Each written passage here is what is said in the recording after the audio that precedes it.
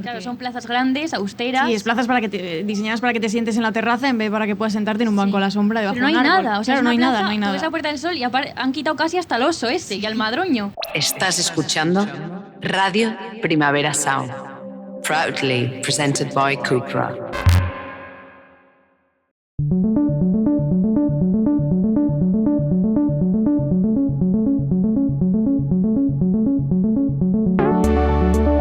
Punzadas sonoras con Inés García y Paula Ducay.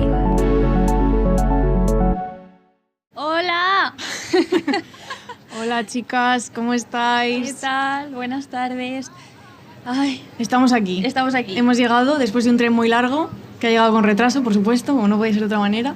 Óscar Puente no vino a Arnedillo cuando se cayó el derrumbamiento. Yo desde aquí ya no tengo tanto cariño, tengo que decir. Ya, bueno, hija, ¿qué vamos a hacer? ¿Qué vamos Como a hacer? para hablar del PSOE está la cosa. Sí, la verdad es que...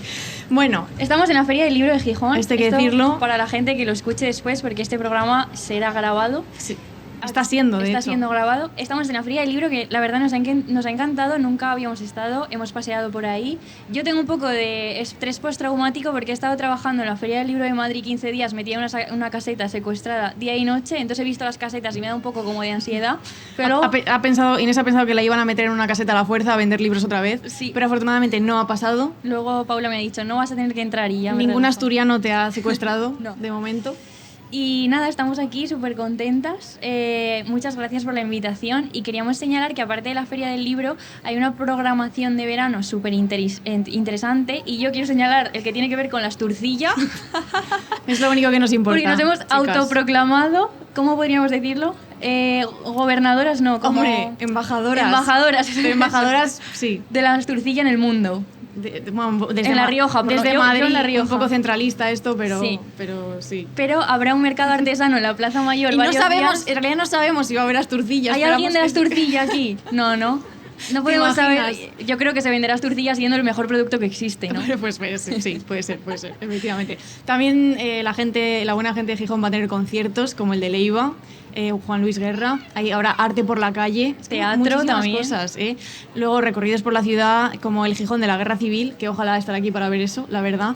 Tenéis también una visita guiada al Museo del Pueblo de Asturias, o sea, de todo básicamente. Hemos Sí. aterrizado en un sitio con muchísimas cosas. Además, hemos ido a dar un paseo a la playa porque yo como chica de interior, esto ya lo he contado yo creo, pero estoy obsesionada con ver el mar cada vez que puedo Sí. y he romantizado el hecho de tomar un helado a orillas del mar. Me he visto goteada entera de stracciatella todas las piernas, todo el flequillo lleno también de helado. No ha salido bien, porque hacía mucho Pero el mar viento. estaba precioso, hay que El mar decir. está picado y está muy bonito, Sí, la verdad. Venimos de los 36 grados de Madrid, 31 en mi habitación Bueno, constantemente. esto ha sido un delirio al llegar aquí porque hemos dicho, no hace tanto frío, nos hemos pasado Sí. y luego ha ido pasando el tiempo.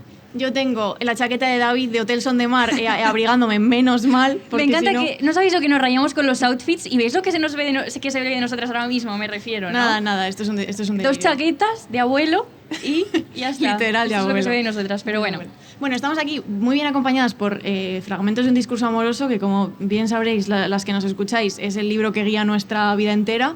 Hoy no vamos a hablar demasiado de él, solo un poco. Al final. Pero tiene que estar aquí porque tiene que estar siempre. Sí. Y nos lo ha dejado la caseta de Toma 3, así que Sí. hemos ido caseta por caseta mirando a ver dónde encontrábamos los fragmentos y estaba en Toma 3, así que si alguien lo quiere comprar, ahí lo puede encontrar. Sí. Y voy a contar ya mi último chascarrillo, Sí. que es que necesitamos algo que soportara el libro, porque está aquí, no puede flotar. Que aunque- sujeta. Mira, acabas de utilizar un anglicismo, Inés, tú que siempre ¿Cuál? dices soportar el libro, sujetar el libro. Es que eres británica No, porque ya. algo de que tenía que soportar el peso de los fragmentos. También es verdad. No, pero es que de repente ha habido una crisis que era cómo sujetamos el libro. ¿Y qué he hecho yo? Decir, vamos a buscar al único riojano que conozco en Gijón, que es Víctor de Pepitas, de la editorial riojana. Y hemos ido y ahora hay un montón de libros de Elvira Valgañón, que es una autora de Logroño, soportando los fragmentos. Efectivamente. Entonces yo me siento en casa, la verdad. Sí, viva Logroño, eso siempre, viva La Rioja, eso siempre hay que decirlo. Viva Asturias también. Viva todo. Yo creo que ya podemos empezar Podemos, sí. Os traemos una chapa filosófica de proporciones monumentales. No asustes a la gente que se va. No, pero es muy interesante. Pero Claro. para que lo sepáis, nos hace mucha ilusión ver a tanta gente de pie escuchándonos. Sí. Y nada. Pero vamos a empezar. A funcionar esas mentes. Sí, y vamos a empezar, y esto me parece bonito en el contexto de la Feria del Libro, que es un sitio donde cuando paseas puedes hablar con libreros, con libreras, con editores, con autores, porque este texto que vertebra el episodio de hoy lo tenemos gracias a que le preguntamos a un amigo, que es Eduardo Zazo, que es profesor de filosofía en la Universidad Autónoma de Madrid. Un día quedamos a comer con él y le dije, Edu, ¿me puedes pasar por correo 5 textos que te vengan a la cabeza porque son importantes para ti? Que esto es una cosa como, si el amor no es esto, Claro. yo no sé qué es el amor. Exacto. Pero es una cosa que se puede hacer en la feria del libro, ¿no? En estos contextos donde puedes hablar con gente con que normalmente no podrías, ¿no? Más allá de tus amigos.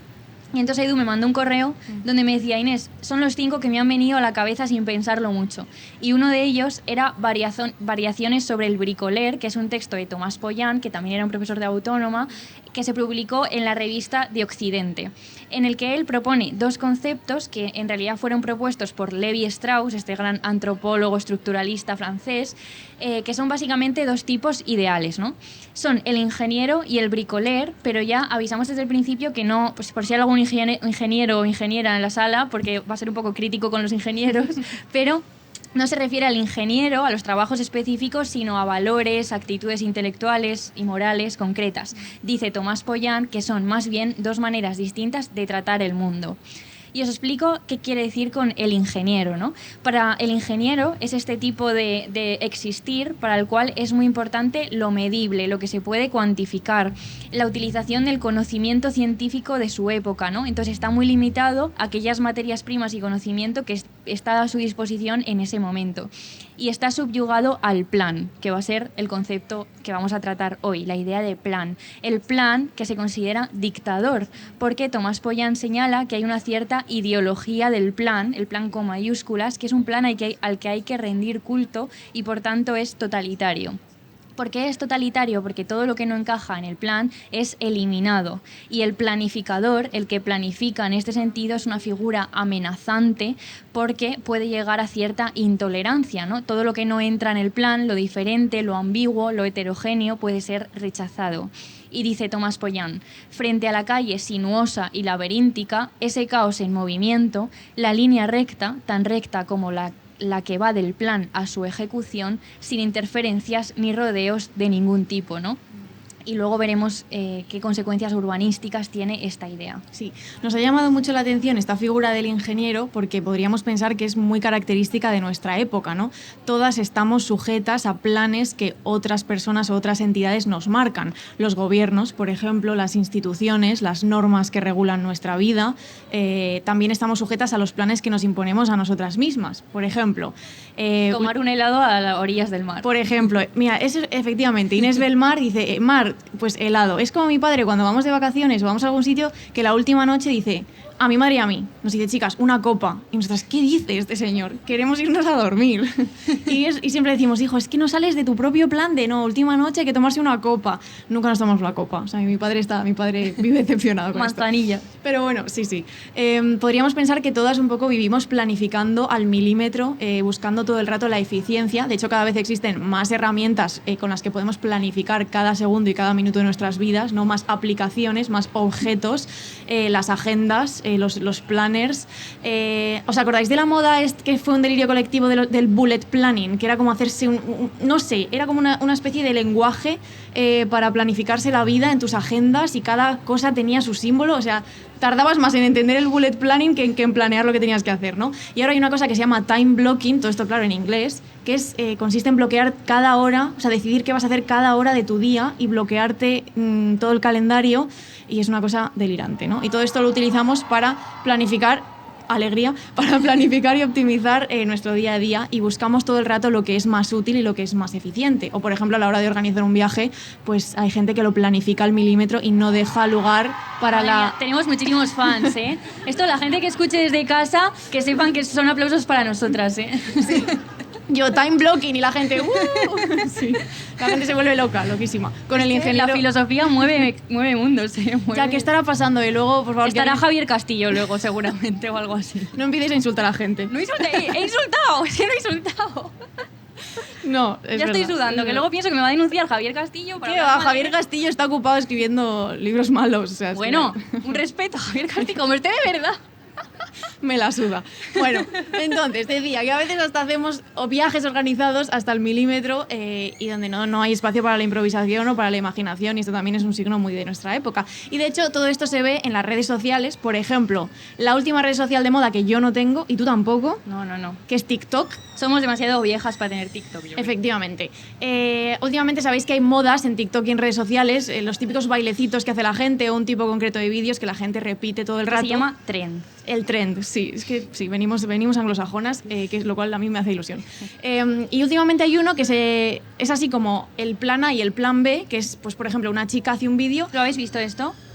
El plan A y el plan B, chicas, nadie, no pasa nada. Vale, pues vamos a explicarlo minuciosamente. Claro, pero imaginaos que yo me hago un vídeo y pongo plan A. Mi plan A de vida sería: estoy prometida a los 27, casada a los 29 y ya tengo 2 hijos con 31 años. Ese es el plan A. Claro, esto lo pone, ¿no? Es una imagen de la chica y pone... Suena una musiquita. Sobre todo en inglés, y pone eso, pues prometida a los tal. Ese es el plan A. Y de repente suena otra musiquita distinta y pone, no, plan B, que es lo que ha sucedido en realidad. Ser la tía guay, ¿no? Que es como cool auntie en inglés y es toda una performance. Sí. Y además eso me hace gracia que consiste básicamente en ser rica, porque es, no te prometes Claro. ni te casas ni nada, pero recorres el mundo y entonces salen Claro. vídeos de ella en todas las ciudades del mundo, Sí. y te compras ropa guay, vas a conciertos Y le compras ropa guay a tus sobrinas. y visitas a tus sobrinos de vez en cuando. Claro. Y entonces esta tendencia en redes sociales hace referencia a ese plan vital que todas podemos tener en la cabeza y a lo que se supone que tienes que hacer frente a lo que finalmente acaba pasando. Y a mí me jode mucho que el plan B sea ser la tía guay, porque ese es mi plan A, pero para eso necesito que te pongas a parir, porque no tengo hermanas ni hermanos y entonces no puedo tener sobrinos. Ya. Entonces eres mi plan A, Inés. Soy tu plana. O sea, tus hijos. Tus potenciales hijos que no existen en estos momentos. Ya. Y es verdad que, por comentar, veréis que tiene un potencial reivindicativo esto, porque se supone que el plan A es el que se supone que la sociedad te impone, pero que luego tú puedes elegir, pues no, que tu plan vital no sea estar prometida, luego casarte y tal.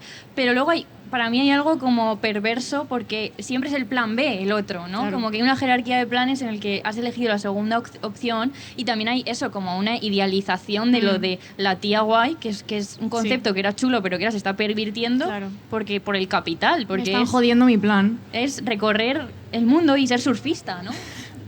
Sí. Y ves a tus sobrinos una vez al año. Claro, en Están realidad- en Minnesota y tú estás en Australia. Sí, de tía no tienes nada realmente. Sí. En redes sociales también tenemos un montón de tendencias de vídeos que te dicen que tienes que levantarte a las 5 de la mañana, tomarte un batido con pinta de vómito, ir al gimnasio, luego ir a trabajar, luego comer una ensalada envasada de 15 euros y luego meditar y ya, yo qué sé, luego te mueres, porque claro, tantas cosas en un mismo día, ¿no? Entonces es un absoluto delirio la cantidad de vídeos y la cantidad de tips y consejos que hay para organizarse la vida y para tener un plan cada día de tu vida. Y nos hemos convertido un poco en nuestros propios planificadores, ¿no? Y estamos anclados también a nivel de sociedad a la ideología del plan, podríamos decir. Todo el rato escuchamos de planes de vivienda, planes ambientales, planes educativos, planes urbanísticos. O sea, vivimos inmersas en un mar de planes que ahora vamos a intentar criticar un poco. Claro. Queríamos empezar con un ejemplo para que veáis estas ideas un poco aterrizadas, que es un ejemplo en el plano urbanístico, porque Tomás Pollán, en este texto que mencionábamos, pone como ejemplo esta figura del gran ingeniero urbanista de finales del siglo XX, también hay más, pero en este caso se centra en Le Corbusier, ¿no? Que seguro que os suena, estas grandes ciudades todas como en cuadraditos, diríamos. Y según esta ideología se indica cómo tienen que ser los edificios y las ciudades, y lo que se hace muchas veces es borrar el legado histórico del pasado que está permeando la ciudad para empezar de cero, desde el principio, ¿no? Esta idea de tirarlo todo para construir algo nuevo. Y el ideal del planificador en este sentido es construir a través de ciertos principios que veréis que tienen mucho que ver con los que explicaba del ingeniero, ¿no? Que es la unidad, la totalidad, la regularidad, la funcionalidad. De hecho, se diferencia incluso entre lo que se llama el mundo blanco y el mundo marrón, que ojo también con lo de los colores, ¿no? Sí. Que tampoco es casual ideológicamente. El mundo blanco es diáfano, preciso, tiene una proporción perfecta, materiales preciosos, todo está calculado. Esto es las casas que se hacen las influencers ahora, que son todas cubos, ¿no? Sí. Seguro que aquí en Asturias tenéis también, encima estarán... ¿Alguien vive en un cubo de repente? Igual. que son cubos uno encima de otro, y son blancos, diáfanos, que yo pienso, ¿cómo para la calefacción, para calentar eso? Tiene Ya. que ser increíble, pero bueno. Y luego está el mundo marrón, ¿no? Que es confuso, ambiguo, desordenado, negligente con respecto a todas estas proporciones, que para mí, para que os lo imagináis, tiene mucho que ver con los centros históricos de las ciudades y esta tipología medieval tan abigarrada, ¿no? Y donde no hay como orden ni luz, sino todo lo contrario, ¿no? Y entonces se conciben las ciudades como una especie de autopista, como una recta en la que hay un movimiento perpetuo. Esto me recuerda, estuvimos hace poco en Valencia y nos contaban las vecinas del Cabañal, que es un barrio que está justo delante de la playa de la Malvarrosa, que en su momento, hace un tiempo, se intentó justamente unir el centro de Valencia con el mar y hacer una especie, es que es literal la idea de la autopista, ¿no? Coger, tirar todo lo que había por delante, que era un barrio tradicional de los marineros y las personas que trabajaban en el puerto, para unir con una recta hasta el mar, ¿no? Y gracias al movimiento vecinal y a mucha gente eso se paró y se conservó el barrio, ¿no? Pero son estas ideas de vamos a hacer una línea recta que todo lo, digamos, que lo limpie, que es una limpieza, pues eso, que es y además que conecte el centro de la ciudad con lo único que importa, que es la playa, ¿no? Claro. Que conecte a los turistas que se quedan en el centro cada vez más con lo que quieren ir a ver, que es el mar, ¿no? Claro. Y Tomás Boyan dice, el triunfo de la extensión y la fuerza acalla los suspiros, los ruidos, los olores y los abigarrados colores de las calles urbanas, ¿no? El plan no admite contemplaciones que rompan con esta perfección lógica, geométrica y estética. Y dice, todo lo que no encaja en el plan es implacablemente eliminado.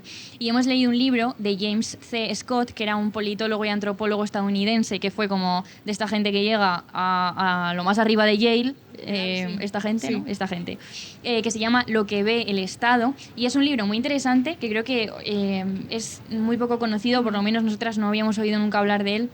Y es muy interesante porque habla sobre la planificación a nivel estatal y pasa un poco a preguntarse por qué algunos planes no han funcionado. Y justamente habla, para que veáis esto que estaba comentando, de Le Corbusier, que hizo una no sé cómo llamarlo, una reforma en Chandigarh, que era una ciudad en la India, que hace justo esto, ¿no? La monumentalidad, ay, no me salen las palabras como largas, linealidad, los ejes rectilíneos, ¿no? ¿Y qué hace? Eliminar todos estos bazares, este movimiento, este olor, que es que creo que se entiende muy bien como de manera casi corporal, y los espacios pequeños los sustituye por estas plazas que seguro que aquí tenéis, porque esto es como una epidemia urbanística. Hasta Narnedo, un pueblo de La Rioja, se ha hecho esto, que es coger la plaza típica del pueblo tradicional, tirarla entera y hacer un solar con la Plaza del Sol de Madrid, la plaza no, la puerta, es eso, ahora un solar donde te puede dar ahí... Bueno, la de... en Madrid es todo el rato esto, claro, aquí suponemos que también. Claro, son plazas grandes, austeras. Sí, es plazas diseñadas para que te sientes en la terraza en vez para que puedas sentarte en un banco a la sombra debajo de un árbol. Pero no hay nada, o sea, claro, no hay nada. Tú ves la Puerta del Sol y han quitado casi hasta el oso ese y al madroño. O sea, ya, el oso ese. Ya no queda nada ahí. Es como un solar de además ladrillo así como grisáceo y no hay ni un árbol, nada, ¿no? De hecho, hace poco también inauguraron un supuesto parque que también es un descampado, ¿no? Hay mucha tendencia como a esta cosa vacía totalmente. Y hay un urbanista y activista que se llamaba Jane Jacobs, que criticó justamente este urbanismo en un libro que se llamaba Muerte y vida de las grandes ciudades, que es de 1961, o sea que ya se estaba hablando de esto en ese momento, ¿no? Y escribe justamente contra el plan, porque dice que en realidad, si te fijas, no coincide este aspecto supuestamente pulcro y geométrico con las necesidades cotidianas que tiene la gente. Es decir, la gente necesita, cuando hace calor, poder tener un árbol o una fuente. Y al contrario, que tiene supuesta limpieza y orden y geometría, pero no, o sea, realmente de qué está sirviendo, ¿no? Y ella lo explica muy bien porque dice que el orden y la regularidad en realidad solo es visual. O sea, no sirve para satisfacer lo que las personas necesitan, las personas concretamente que habitan los espacios, ¿no? Y dice que el orden debe buscarse en un sentido mucho más profundo que el que tú mires y simplemente pienses, pues sí, esto está limpio u ordenado, ¿no? Y dice... Esta frase me pareció preciosa. Dice, las hojas que caen de los árboles en otoño, el interior del motor de un avión, las entrañas de un conejo, la sección de noticias locales de un periódico, todos parecen caóticos si se ven sin entenderlos. Me encanta esta frase. Qué bonito, ¿no? Además, lo de la limpieza está muy bien porque si piensas en un espacio que tiene que habitar la gente, si está tan limpio algo has hecho mal porque eso es que no se está habitando. O sea, una cosa es que no sea una pocilga, otra cosa es que la vida no pueda pasar por ahí, por tanto que no se ensucie y que ese sitio no viva realmente. Entender que las hojas que se caen de un árbol es suciedad, claro. ¿no? Es mejor que no haya árboles en ese caso, ¿no? Sí. Y que nos muramos porque no podemos respirar. Pues eso es. Bueno, entonces, aunque Le Corbusier y otras personas se basaban en la claridad, el orden, la armonía, las formas sencillas, muchas veces lo que les pasó es que la gente no quería vivir en esos sitios, que es lo que nos pasa también a nosotras en el presente, ¿no? Hay una diferencia entre el plan, que es abstracto, y la realidad y las necesidades de los habitantes, que son concretas. Para ella, para Jane Jacobs, el orden social no resulta de esto creado a través del cálculo, sino, dice, de una intrincada y casi inconsciente red de controles y normas voluntarias entre la gente misma e impuesta por la propia gente. Claro. Que esta es otra cosa, ¿no? Desde dónde se hacen los planes. No se hacen desde... Mira, aquí me estoy acordando de el libro de Juan Navarro, el de los rescoldos de la culebra, que habla de los incendios que hubo en Zamora, que encima ahora les han quitado el tren. Esto siempre hay que decirlo, porque, en fin, yo ya no sé qué más va a pasar con estas personas. Pero que decía justamente que cuando fue a la administración a hablar acerca de los incendios y de cómo se había gestionado todo esto, te das cuenta que hacen las normas y las leyes personas que no han pisado los bosques, ¿no? Y que realmente pues no entienden lo que está pasando en la realidad. Bueno, la frase que has leído antes, ¿no? De todo parece caótico si se ve y no se entiende, pues... Claro. Y es justamente lo que dice Jacobs, que Le Corbusier empieza un orden arquitectónico que es totalmente desde arriba, mirado casi desde la ventana del despacho, ¿no? Por concretar, y sin embargo ella lo que propone es un orden social desde abajo, que tiene que ver con qué está pasando ya, no con lo que va a pasar sin tener en cuenta lo que está pasando. Sí. Queríamos también contaros, siguiendo con todas estas cosas y estas ideas, contaros un ejemplo en el plano natural o ambiental, podríamos decir, también de este libro de Lo que ve el Estado, de Scott, porque él lo que hace es proponer el concepto de legibilidad como problema central del arte de gobernar, ¿no? Las personas que tienen que trazar los planes que gobiernan y organizan todas nuestras vidas tienen mucho que ver con esta idea de saber leer a tu población o saber leer a tus ciudadanos. Y él dice, el Estado premoderno estaba parcialmente ciego, sabía muy poco de sus súbditos, de su bienestar, de la tendencia y el rendimiento de las tierras, de su ubicación, de la identidad de toda esa gente, y decía, le faltaba algo así al Estado como un mapa del territorio y de la gente. Y entonces, ¿qué hace el Estado?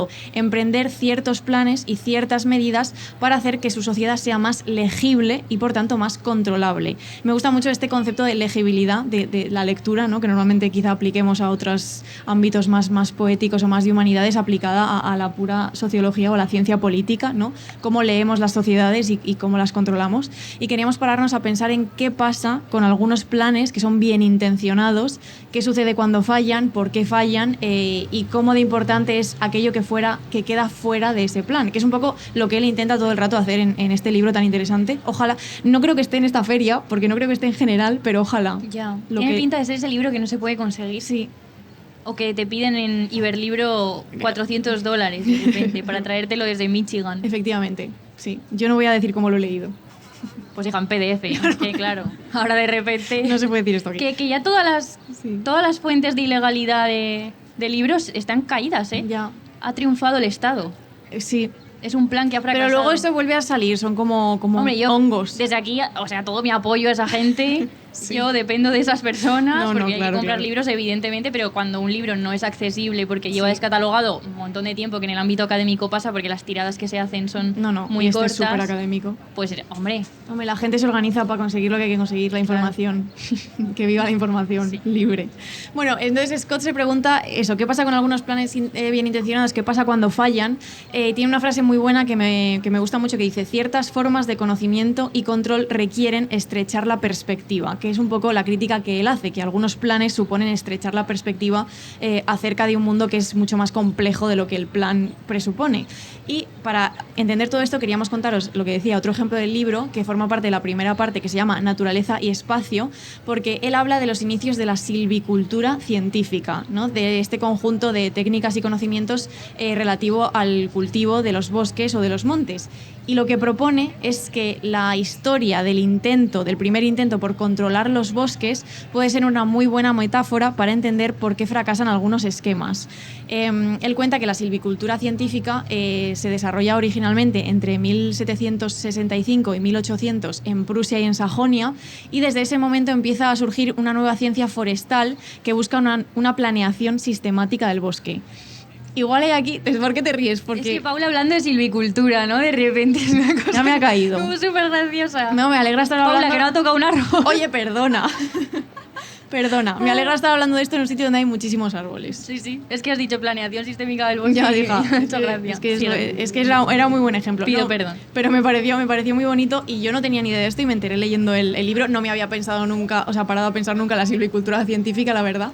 Pero es verdad que es una muy buena historia porque él cuenta que cuando se intentan empezar a controlar los bosques se buscan lo primero formas de medir el bosque, de calcular cuánta madera se puede extraer, que era realmente lo que se quería en ese momento, y lo que el Estado quería saber era cuánto dinero podía sacar de la madera que tenían sus bosques.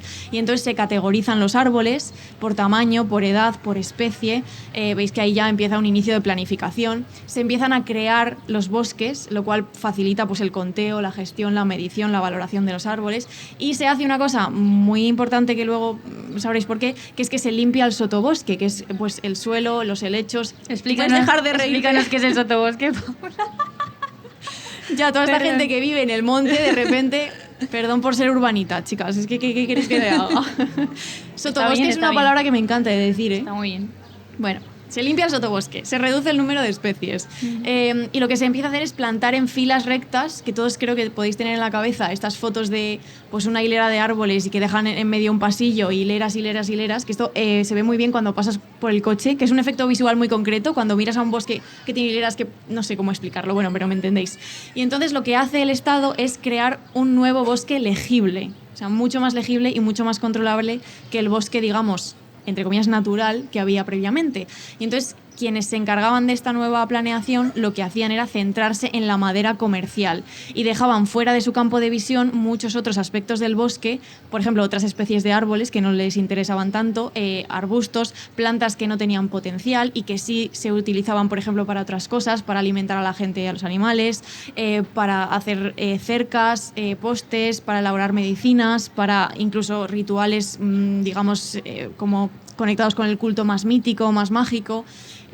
O sea que todos estos usos del bosque se ignoran. Un poco como lo que has contado antes de las planificaciones urbanísticas, ¿no? Que se crea un sitio muy limpio, pero que ignora toda la vida que había antes.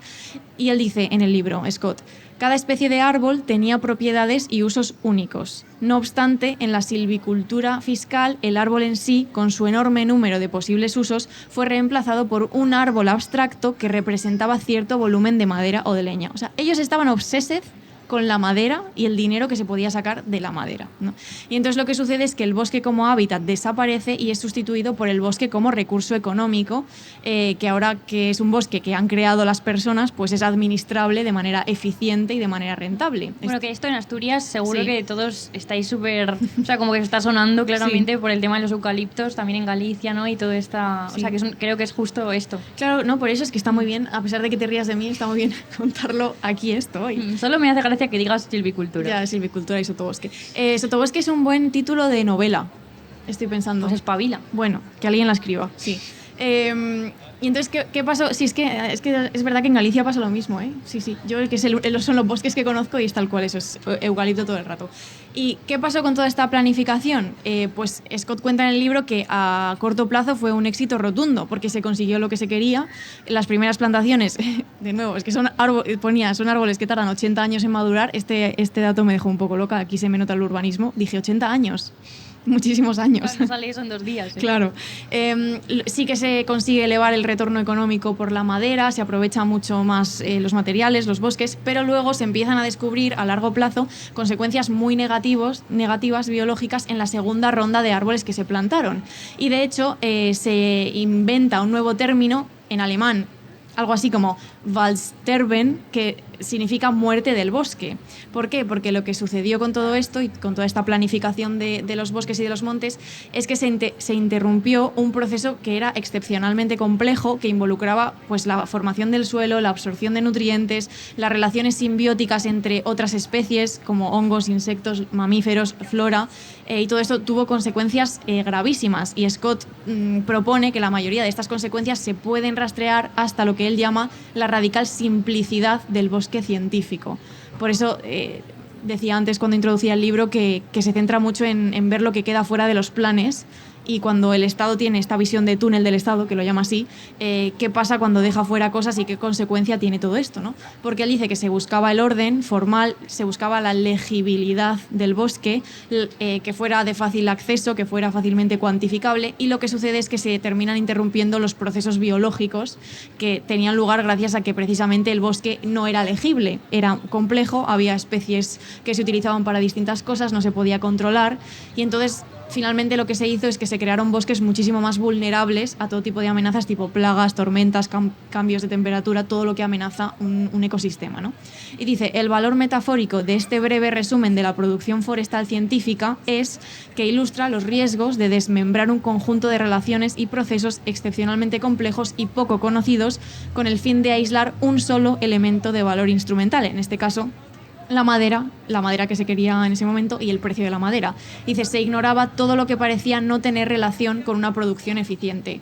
Y entonces esto es un buenísimo ejemplo. Yo cuando leí este ejemplo y esta primera parte del libro dije, vale, entiendo de qué va el libro ahora y entiendo lo que quiere hacer, porque es eso, es que es un buenísimo ejemplo de qué pasa cuando de repente te centras en una sola cosa y obvias el ecosistema, en este caso ecosistema natural, pero también pasa con la planificación urbanística, lo mismo. Claro, y esto veréis que podríamos poner infinitos ejemplos de todo esto, ¿no? Y además me parece como complicado de criticar incluso porque en muchos casos la planificación se relaciona, o por lo menos en el relato que las personas construyen acerca de esta planificación, pues con aspectos positivos, ¿no? Como el crecimiento económico, la creación de puestos de trabajo o la resolución de problemas, la transformación social, todo esto, ¿no? Que creo, aquí por meter mi cuña de mi monotema, como que concretamente cuando tiene que ver con el mundo rural, ¿no? Que se crea todo este relato acerca de yo qué sé, poner eólicos, placas solares, una macrogranja, talar un bosque entero, ¿no? Siempre es para la transformación social, la producción, la nueva ruralidad, ¿no? Se han inventado un montón de palabras. Sí, claro. El día que yo me cague en que se llame reto demográfico, por ejemplo, que me pone de los nervios, que es como de repente no hay gente o la gente es muy mayor por arte de magia, ¿no? Sí. Como que hay todo este relato que esconde el plan realmente. O sea, el plan que tienes, en este caso que tú contabas, es ganar pasta a través de la madera, pero todo lo que se construye alrededor del plan muchas veces pues no es tan fácil de ver porque está, pues eso, como almidonado. Sí. ¿Sabes? Mi cabeza lo que estaba pasando, ¿no? Como algodón y sí. Dentro las palabras. Sí. Entonces, queríamos comentar un poco eso, como esta crítica al plan, comentando juntas estos temas nos salían como algunas ideas, ¿no? Por ejemplo, que el plan da mucha sensación de falsa seguridad, porque cuando tú tienes un problema es como que te dicen, tranquila, tenemos un plan, ¿no? Y esto da una especie de tranquilidad que en realidad no es real, porque yo pensaba, por ejemplo, cuando dicen lo de la... no sé, lo que dicen lo de la Agenda 2030 y todo esto de los planes ecológicos de en 2030 se habrá reducido la contaminación o las ¿cómo se llaman? Las emisiones un tanto por ciento, y luego cuando te metes a ver es como ¿y cómo va la cosa? Claro, la cosa no va bien, o sea, no, ya está claro que no va por lo que sea. No vamos a llegar a esos estándares, ¿no? Y sin embargo el plan sigue en marcha, y como que el hecho de que el plan siga en marcha, aunque claramente no está funcionando, funciona para mí como un parche, ¿no? De, bueno, no vamos bien, pero hay un plan, como que es mejor ir mal y que haya un plan a ir mal y que no lo haya, ¿no? Sí. Me parece que a veces el plan es una especie de utopía hacia adelante que da eso, como una sensación de que estamos haciendo algo aunque realmente no lo estemos haciendo, ¿no? Y por ejemplo, ahora que claramente tenemos un consenso sobre que es necesaria una transformación en muchos ámbitos, ya sea la injusticia social, la crisis climática, la inestabilidad en muchas partes del planeta, ¿no? Pero la planificación creo que de hecho sirve a veces para sofocar cualquier propuesta, porque es como que si hay una propuesta o una manifestación de que no estás a favor de lo que está pasando, parece que estás poniendo en riesgo el plan. Es como no lo critiques porque, bueno, por lo menos el plan está en marcha, ¿no? O sea, que incluso puede servir para bloquear propuestas distintas, ¿no? Claro, y porque hacer un plan en ese sentido, con lo que comentas de, por ejemplo, el cambio climático, el plan se hace dentro del sistema que ya tenemos, ¿no? El plan se hace con elementos que ya existen y herramientas y dentro del marco mental que ya existe, que es el marco mental de vivimos en una sociedad, pero capitalista, y entonces efectivamente no existe esa ruptura porque el plan siempre está dentro de eso. O sea, cualquier plan que se trace recoge esas herramientas. Y lo que dices de una manifestación o una propuesta que esté... O sea, la única propuesta posible es salir de ahí. Claro. Entonces, cualquier plan que hagas desde dentro puede tener unos... O sea, puedes conseguir cosas, pero nunca alcanzas esos objetivos porque no se pueden alcanzar. Claro. Por desgracia. De hecho, en el propio libro Scott habla de los intelectuales y planificadores considerados una especie de visionarios y dice que ellos, los que planifican, sufren de hecho una especie de arrogancia y dice porque olvidan que son mortales y se comportan como dioses, ¿no?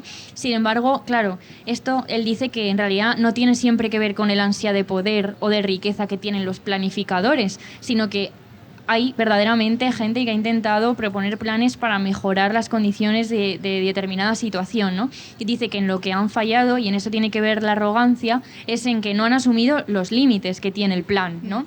Porque hay una contingencia radical del futuro que llama, que es básicamente que tenemos que asumir las grietas que tenemos acerca de todo, del conocimiento, de las leyes históricas o científicas, ¿no? Está de acuerdo el perro, yo creo. Sí. De hecho, volviendo a la figura del ingeniero, ¿no? Pues a veces parece que con el conocimiento y la ciencia y la tecnología puedes solucionarlo todo y la realidad es que quedan muchísimos huecos que quizás se vayan llenando muy poco a poco, ¿no? Y pone como ejemplo eventos humanos o naturales que escapan completamente al plan y que no encajan en ningún modelo, ¿no? Por ejemplo, sequías, guerras, revoluciones, epidemias, ¿no? Escapan totalmente a eso que sabemos. Y dice, por amplia que sea la planeación, por precisos que sean los remedios, no será posible enfrentar las contingencias que el futuro depara. Claro. Entonces es esta cosa de que a veces, aunque tú hagas un plan para ir de A a B, que creo que se entiende muy bien con esta idea de la línea que va de uno a otro, pues a veces surgen personas, estructuras, situaciones que no encajan en ese plan. ¿Y cómo nos relacionamos con un mundo que no siempre podemos entender? Con esas personas, relaciones o maneras de hacer las cosas que tampoco encajan en el plan, ¿no?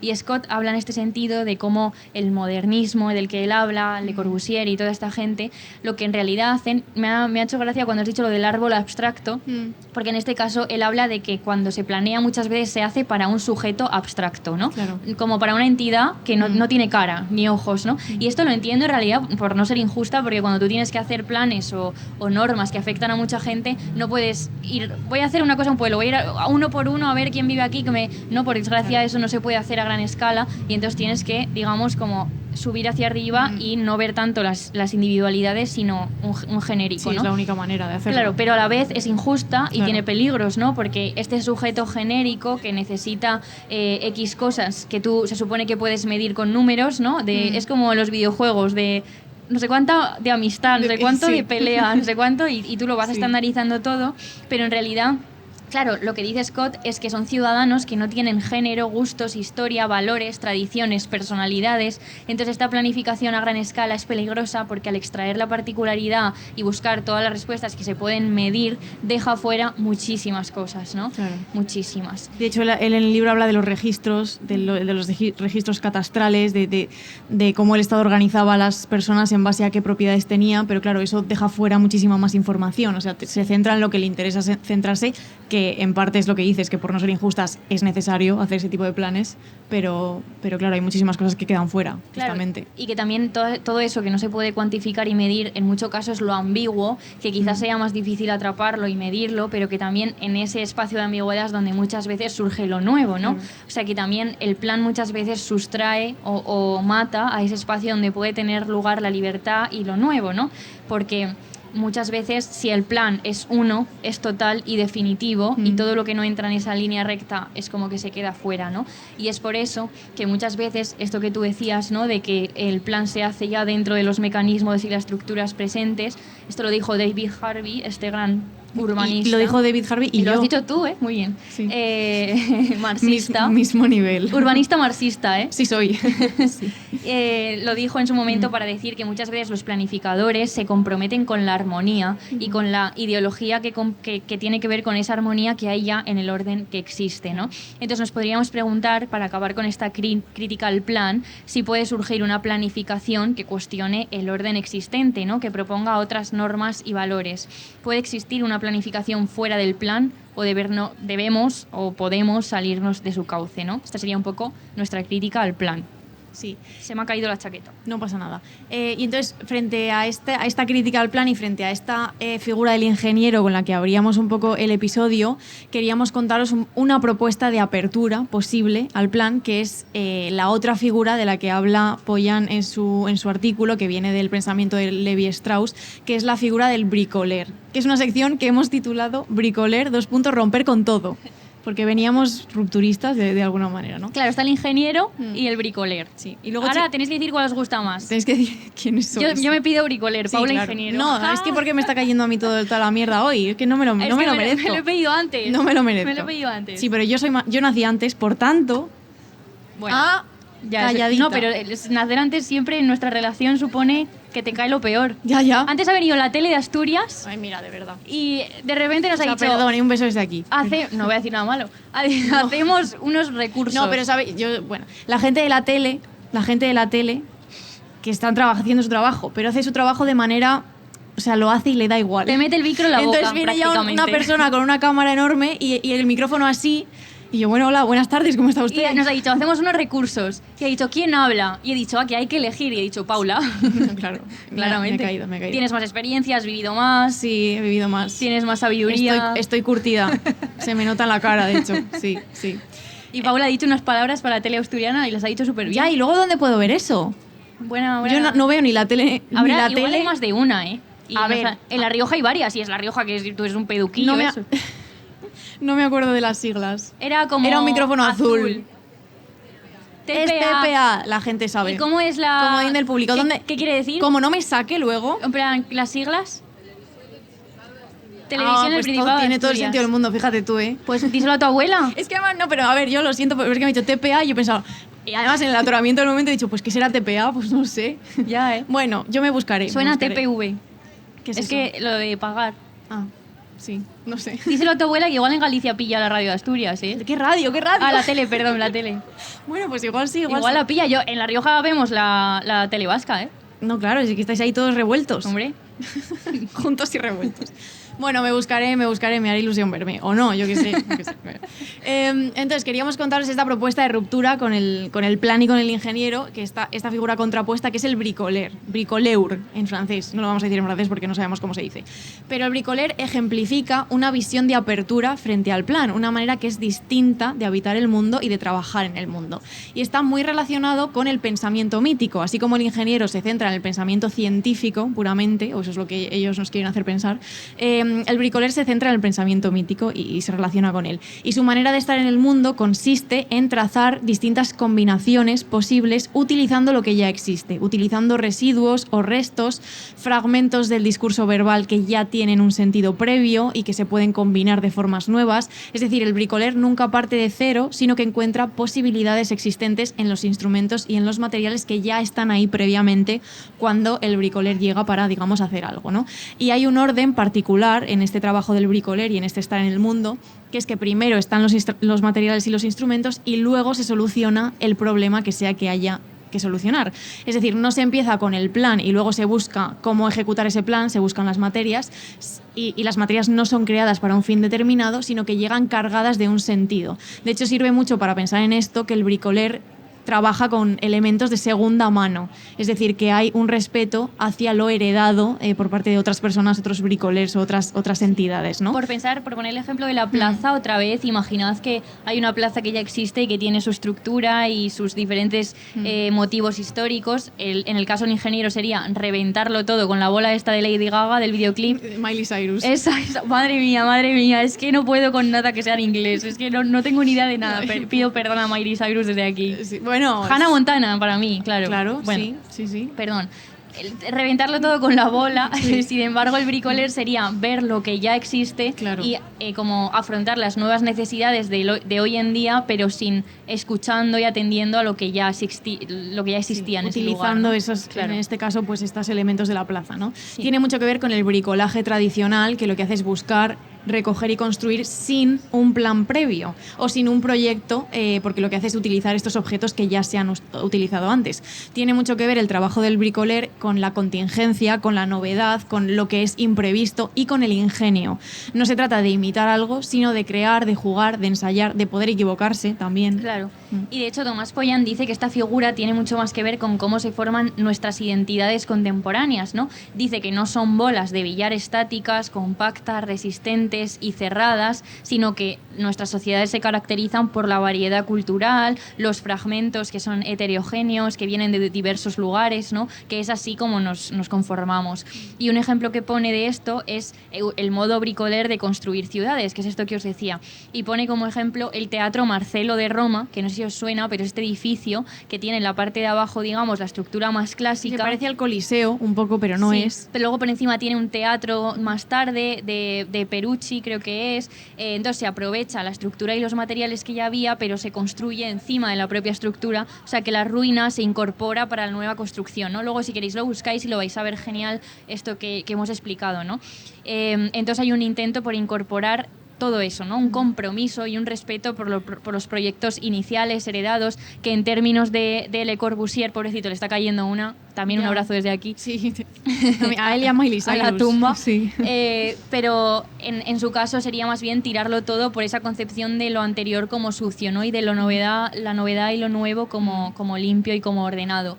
Y os queríamos traer una frase de Wittgenstein, el filósofo, en las investigaciones filosóficas, que tiene mucho que ver con todo esto y que me parece preciosa, que dice: nuestro lenguaje puede verse como una vieja ciudad, una maraña de callejas y plazas, de viejas y nuevas casas, de casas con anexos de diversos periodos, y esto rodeado de un conjunto de barrios nuevos, con calles rectas, rectangulares y con casas uniformes. E imaginar un lenguaje y una ciudad significa imaginar una forma de vida, ¿no?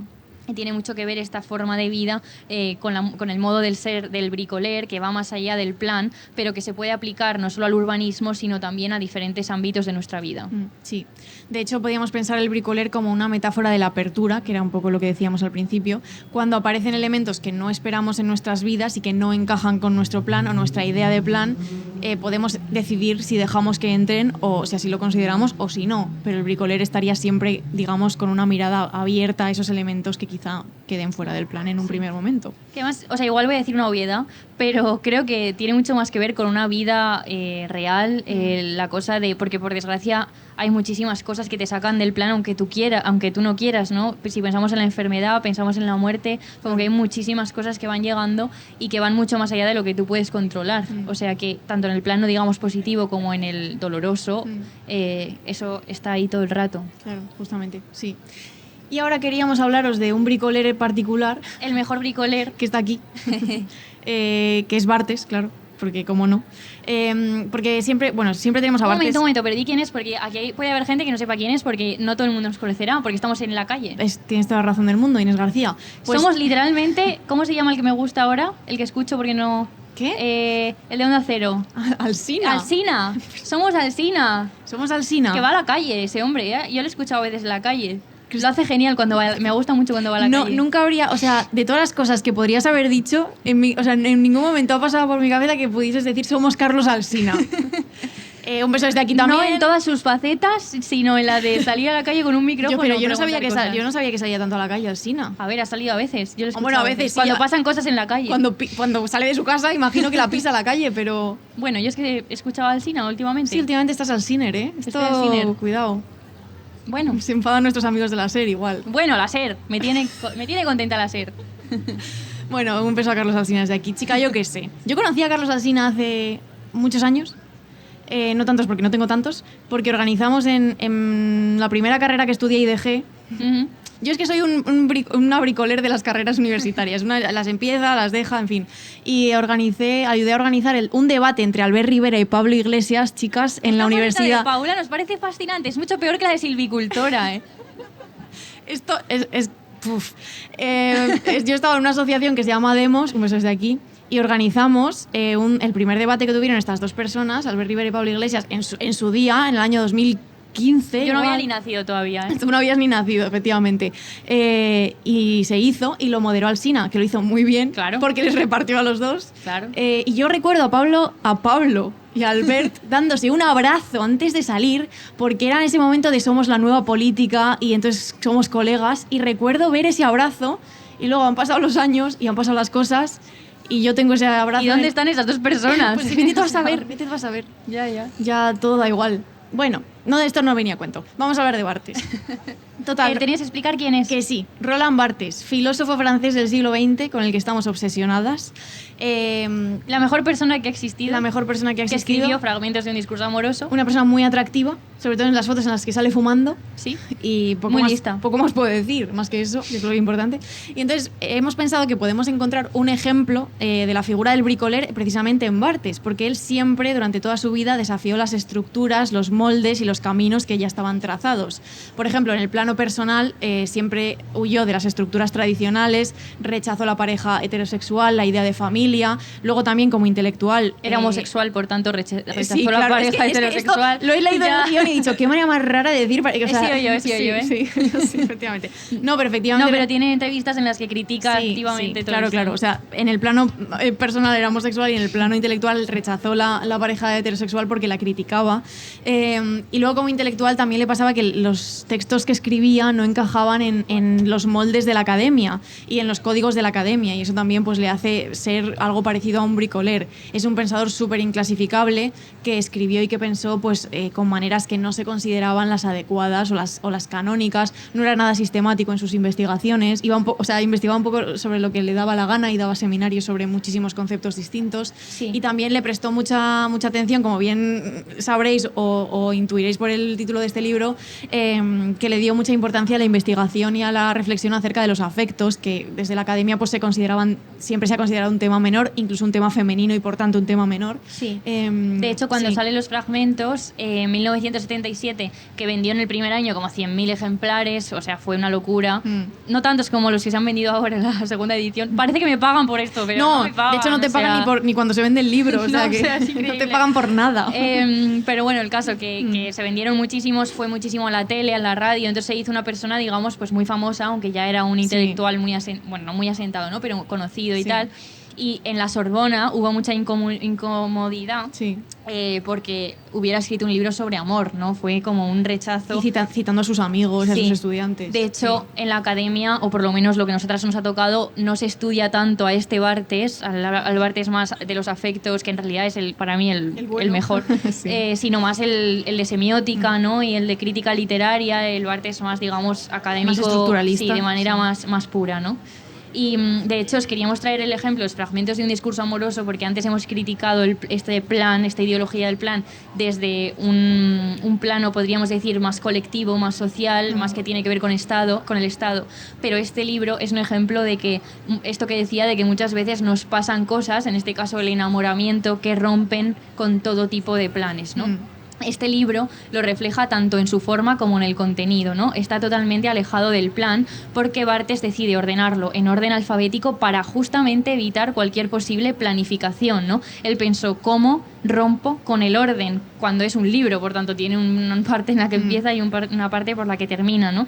Y entonces lo que hace es justo decir, vale, pues lo voy a ordenar en orden alfabético, porque pensó que incluso si lo echaba a suertes, el orden, podía ser que por el azar surgiera un orden, ¿no? Entonces dijo, nada, se ordena esto por orden alfabético para romper con eso, ¿no? Claro, él quería evitar empiezo por las figuras de cuando nos enamoramos la primera vez y luego paso a las del medio y luego paso a las figuras de ruptura. No, quería justamente desordenar. Y romper con esa historia de amor que se había contado tradicionalmente en las novelas o en la publicidad o en otros muchos documentos o artefactos culturales, ¿no? Que era como un principio, final, beso al final, ¿no? Toda esta estructura como más ligada al amor romántico. Y para él el enamoramiento es brutal, punzante, destructivo, inesperado, es algo que no atiende a planes ni razones, ¿no? Y se parece mucho más, volviendo a lo que contábamos urbanísticamente, al plano de la ciudad medieval que a la planificación urbanística de Le Corbusier, ¿no? Y Barthes incluye una sección al principio del libro que se llama ¿Cómo está hecho este libro?, que la verdad yo la agradezco porque no es un libro fácil, donde cuenta que las figuras surgen sin ningún orden, que no hay lógica, que está fuera de todo relato y que las figuras no pueden alinearse, ordenarse, progresar, concurrir a un fin, tener un propósito preestablecido, ¿no? No puede surgir a través de este plan una idea, una historia de amor.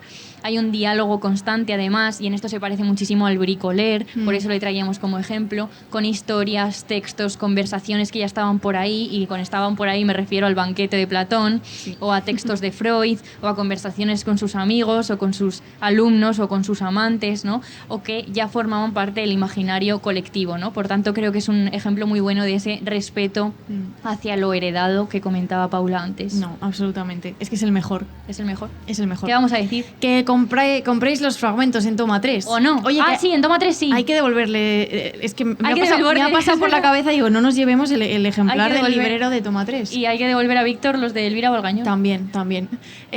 Bueno, chicas, queríamos ir cerrando ya, porque ya es la hora, como en el cole, ¿eh? De repente. Suena el timbre. Y queríamos dejaros un poco esta constelación de conceptos para que os vayáis a casa y a vuestras casas cubo, no sé, y les deis vueltas, porque es interesante pues pensar en la noción de plan, en lo que nos dejamos fuera cuando planeamos y en que, como hemos dicho, pues esto sucede a nivel macro, digamos a nivel estatal, con la planificación, con decisiones que se supone que son mejores para todos, pero que muchas veces implican pues la imposición de ciertos valores o de cierta ideología, incluso rompen con la posibilidad de imaginar algo más allá del plan, ¿no? Como hemos hablado antes con el tema de la crisis climática, y luego a nivel personal pues nuestros propios planes, que a veces hacemos planes y planificamos y es tirarnos piedras sobre nuestro propio tejado, no dejar que las cosas pasen, y genera mucho dolor no encajar en el plan que las otras personas han imaginado para ti también, o en el que tú mismo te has impuesto. Como yo cuando lo pasé muy mal porque tenía que dejar la carrera en la Carlos III y me costó mucho, pero al final lo dejé y me fui a estudiar filosofía, que es una cosa que todo el mundo dice que no estudies, y mira, pues aquí estoy en Gijón. Eso no estaba planificado. Ya ves dónde has llegado. Esto no estaba planeado. Increíble. Entonces hay muchísimas preguntas que caben aquí, en todo esto que hemos comentado. ¿Cómo imponer un orden sin alterar las relaciones simbióticas que existen? Pensando en el sotobosque, mi nueva palabra favorita. ¿Qué sucede con lo que se deja fuera de la planificación? ¿Por qué solo podemos elegir entre el plan A, que es ser una mami pilates, o el plan B, que es ser una tía guay? Mami pilates eres tú y tía guay soy yo. Sí, hombre. Hombre. Mami Pilates con el Land Rover, ¿eh? En TikTok es la Mami Pilates Ya, pero es que porque con el están cochazo todas en Minnesota. y la ropa del Oiso, como sabéis lo que digo, ¿no? Como el sujetador deportivo con la mallita juego. Sí. Y un matcha latte en la mano. Y un matcha latte. Sí.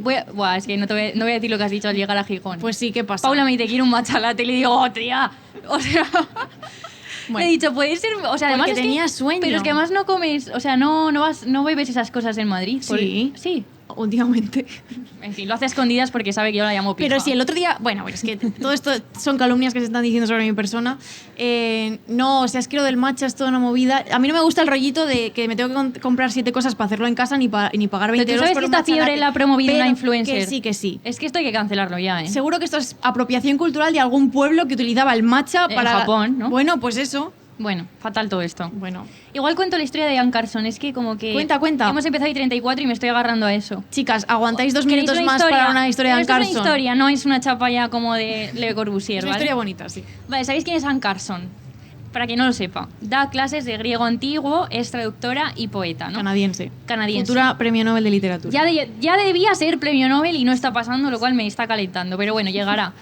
Dio una conferencia en el Museo del Prado en octubre de 2023, hace ya tiempo, ¿eh? Y fuimos allí. Fuimos, Paula y yo, se inundó Madrid ese día, porque ¿qué día no se inunda Madrid cuando caen 3 putas gotas? Eso hay que decirlo también. Concretamente, Marqués de Vadillo, que es el metro que nosotros cogemos, que está al lado del río Manzanares, que fíjate tú qué río ridículo, pues llueve 3 gotas y inundó el metro entero. Sí. Entonces, fuimos, nos calamos, todo, pero llegamos allí. Es que fue como muy épico, por eso lo digo. Y entonces cuenta esto, ¿vale? Ella al principio de la pandemia le estaba costando mucho trabajar y entonces tenía un encargo que era traducir una tragedia de Sófocles, porque aquí cada uno tiene sus trabajos y Ann Carson tiene que traducir la tragedia de Sófocles, y entonces le gustaba mucho el encargo pero estaba muy atascada con la traducción. Ella lo intenta de varias maneras, todas las voces que consigue le aburren, y entonces su pareja, que llama C. le da un regalo, que es un nuevo escritorio para que ella trabaje, ¿no? Y se lo había pedido a un amigo suyo que era carpintero y le encargó concretamente que el escritorio fuera redondo, ¿vale?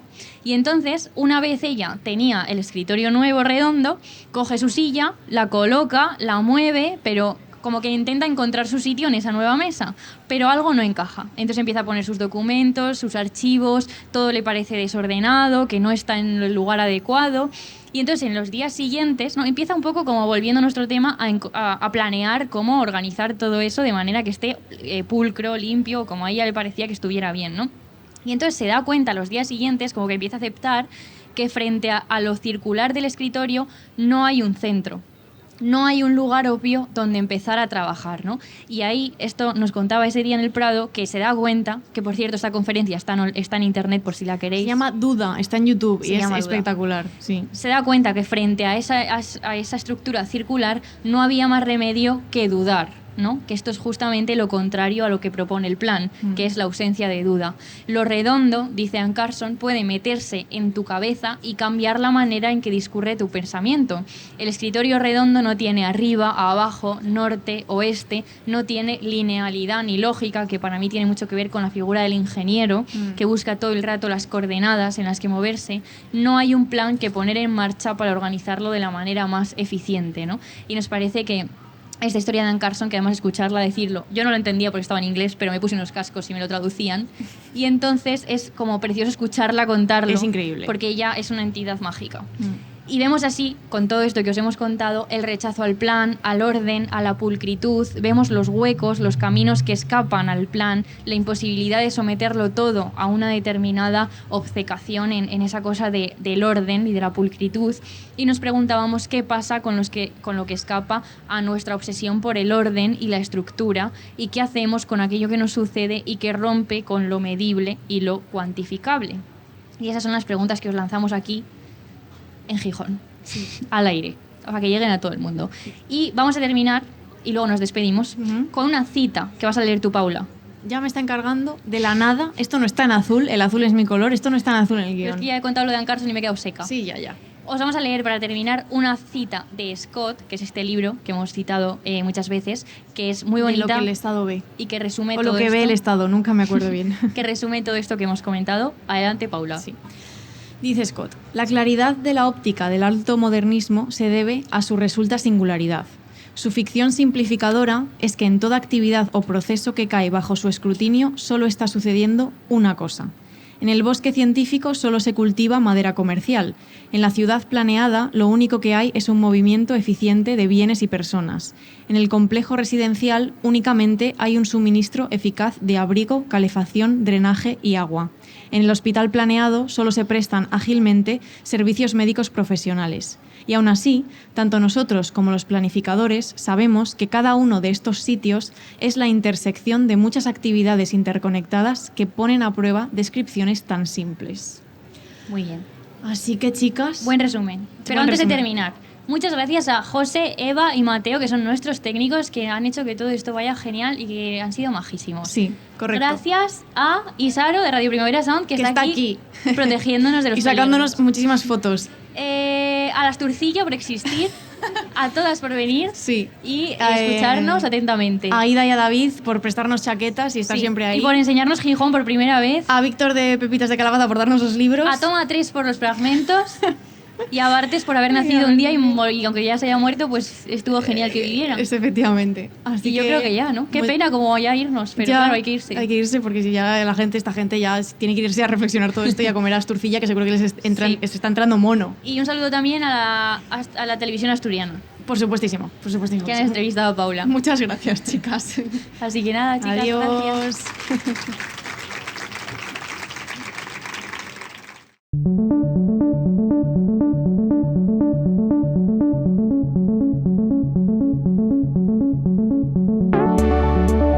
Punzadas sonoras con Inés García y Paula Ducay. Estás escuchando Radio Primavera Sound, proudly presented by Cupra.